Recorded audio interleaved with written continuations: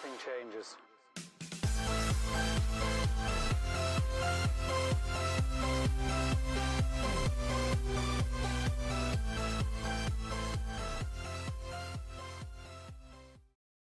Hey, what's up everybody? Welcome to the channel. Wednesday, October 28th, 2020.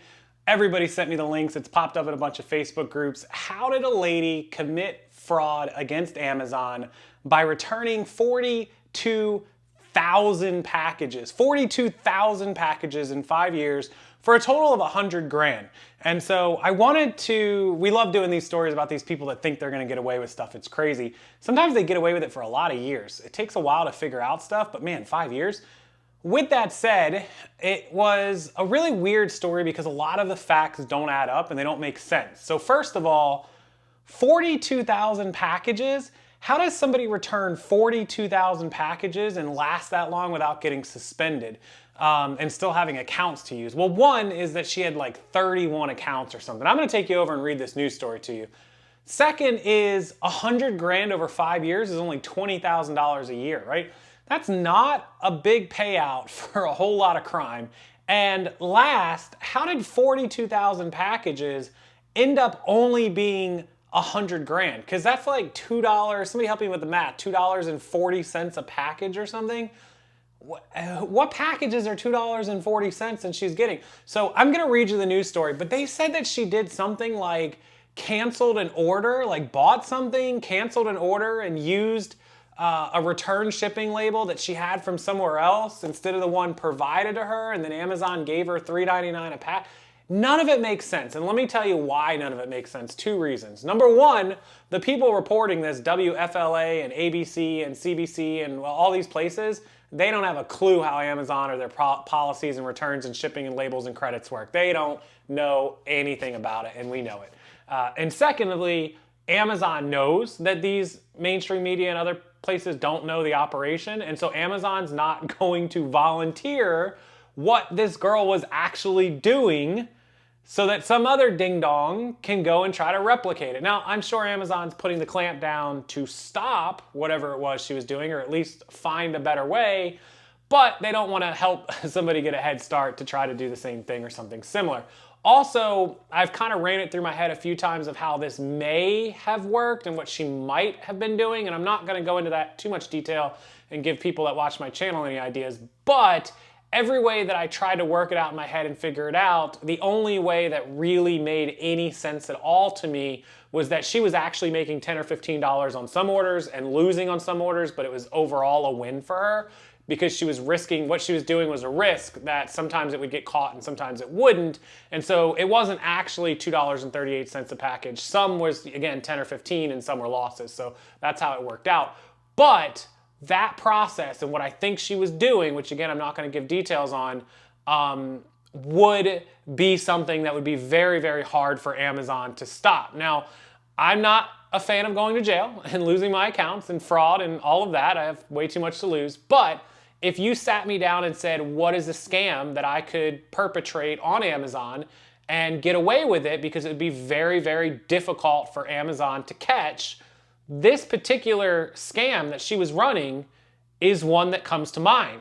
It's one that I think about as I break it down if this is what she was doing, and I'm like, wow, how would Amazon even be able to audit this? So let's take an eBay scam, for example, with shipping back an item that is not as described, that you've switched yours out, you know, and the weight is the same and it's your word against theirs. It's very hard to prove something like that. Now, somebody with pictures and serial numbers and this and that, yeah, and if you make a history of it, it could be bad, but it's not the easiest thing for eBay to really catch, right? So there are things that you could do through Amazon that would be really, really hard because they don't have enough employees or enough manpower to possibly audit this, and I believe that's what she was doing. And yeah, eventually she did still get caught, but 31 accounts that probably were linked, ISPs, IPs, who knows? That's tough. I don't know. Let's jump over to the iPad. I'm gonna just show you the story and I'm gonna ask you guys, what are your, this is crazy. Like, would you ever be stupid enough to try something like this? We see these stories pop up every few months or so about somebody trying to rip off eBay or Amazon. Why do people still try to get away with this stuff? Crime doesn't pay, guys. Crime doesn't pay. All that work and all that effort for $20,000 a year, she could have made more working at McDonald's. She could have made more reselling from garage sales or yard sales. People get greedy and stupid. Like my video yesterday, don't be greedy. All right, let's check out the story, guys. All right, so this is just from News Channel 8. This is local, on your side, Tampa news that we have. Hillsborough County Sheriff's Office, that covers Tampa and the surrounding area. Arrested woman accused of fraudulent return scheme involving dozens of Amazon accounts from March of 2015 until August 2020. Her name, I'm gonna butcher it, but I think it's Hoaya Tibma, 32 years old, operated a scheme in which she reused prepaid shipping labels generated for canceled orders and then applied them on other returns. So what that's saying is, when you buy an item and it comes in and then you decide you don't want it and you want to cancel the order and send it back, they will give you a prepaid shipping label. So she got that. So she had to buy an item, spend money, get a shipping label, but then they said she used that shipping label on other returns. So you can see how none of this makes sense, and it's exactly the reason I just said. They don't want people to know what she was actually doing. Amazon hasn't told them, and the news has no clue, because they don't want people to try to copy this. And in my assumption, it means it's something that's not easy for Amazon to basically catch and follow up with. Basically what she was doing is claiming she was paying for shipping prices and she didn't do it. Again, that's a spokesperson for the sheriff's office, Amanda Granite. No idea what she's talking about, none. The tactic, the sheriff's office says, would make it appear that she had paid for her own shipping costs on returns when she actually did not. Again, none of it makes sense, or they're just really bad at putting it into words. She completed 42,000 returns on 31 accounts for a total of $100,000 reimbursed. According to the criminal report, those returns resulted in more than $165,000 reimbursed to Tibma's name. So in one sentence it says $100,000 and the next one is $165,000. They can't even get their story straight. This is just strictly Amazon not wanting people to know what she was doing. And they're saying that it was $4 a package. That would have been more like $168,000.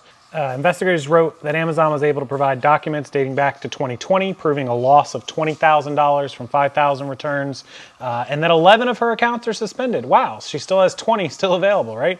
And she did bond out of jail October 23rd. They stopped by her house. She didn't have a comment. She didn't have a lawyer.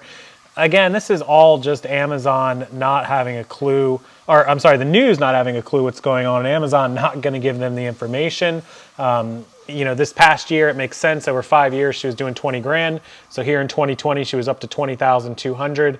What do you guys think she was actually doing? Do you think that Amazon is stupid for allowing this to go on and not catching this? Or do you think this is something that they can't easily catch and so that's why it went on? Her greed, just kind of tell me what you think about this, because I know a lot about Amazon and selling, obviously, and I know the returns policy and the procedures, but none of this makes sense, and I think that that's kind of been done on purpose. So crime doesn't pay, guys. Don't be greedy, don't be stupid, and make sure that you're not trying to get free returns or labels or anything. You and I do it one time and we're going to jail. This girl gets away with it for 5 years, 42,000 times, 100 grand. So pretty crazy. I appreciate you guys always sending me these news stories and these links. I'll put them up as much as I can. As always, make sure you hit that like button and make sure you subscribe to the channel for future selling news, tips, tricks, bolos, and everything else that you need. Check the description box below for important links, wholesale, our website, our training programs, the Facebook groups, both of them, and everything else that you need. Links, equipment, and supplies down below. Thank you guys so much. I will see you next time.